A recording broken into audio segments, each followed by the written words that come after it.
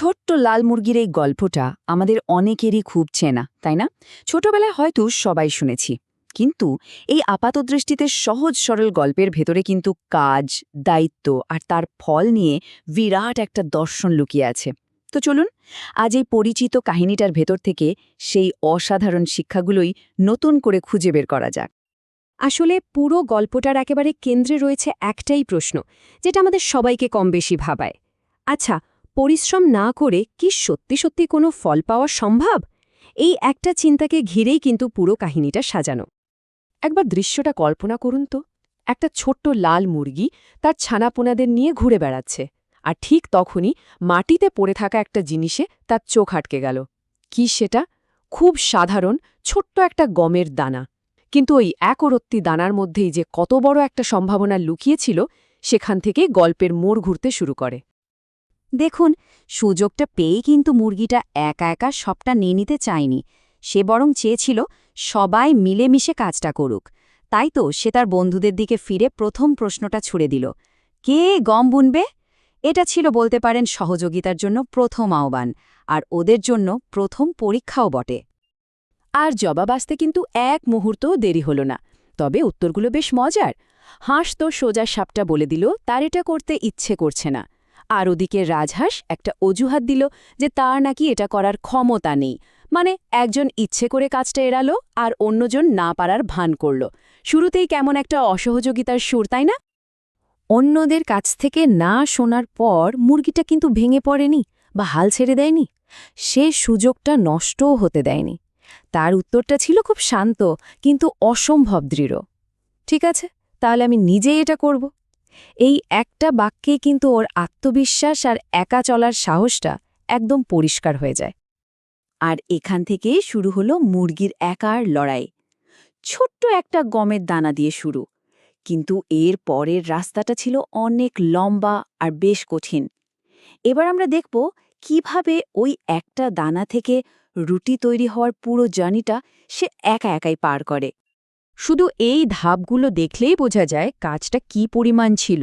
এটা তো শুধু বীজ পুঁতে দিয়েই শেষ নয়।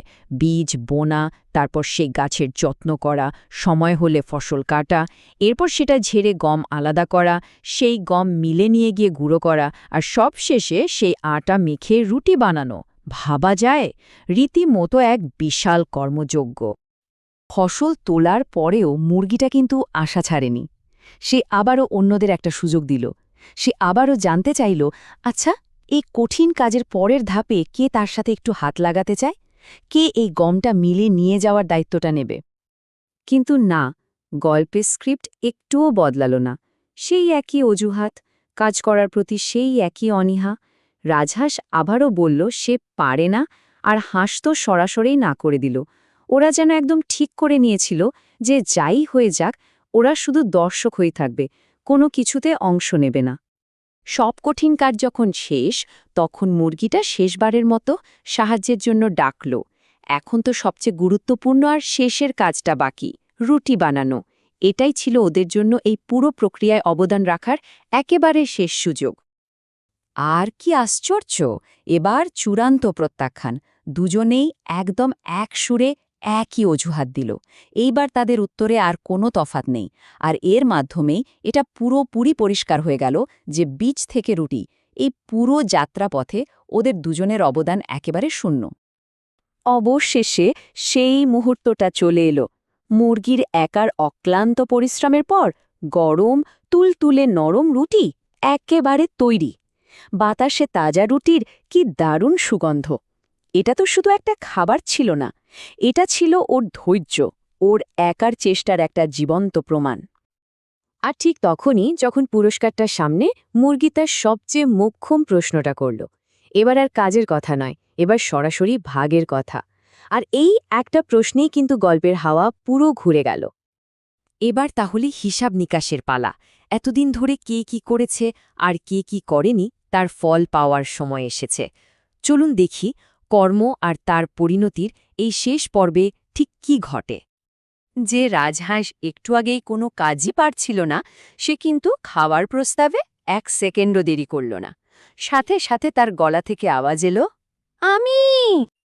আর যে হাঁস কোনো কিছুই করতে চায়নি সেও কিন্তু সুযোগটা হাতছাড়া করতে একদম রাজি নয়।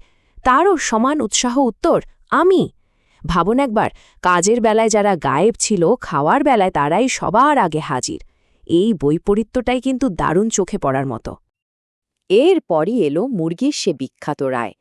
না, এটা কোনো রাগ বা প্রতিশোধের কথা ছিল না। এটা ছিল প্রকৃতির সবচেয়ে সহজ নিয়ম।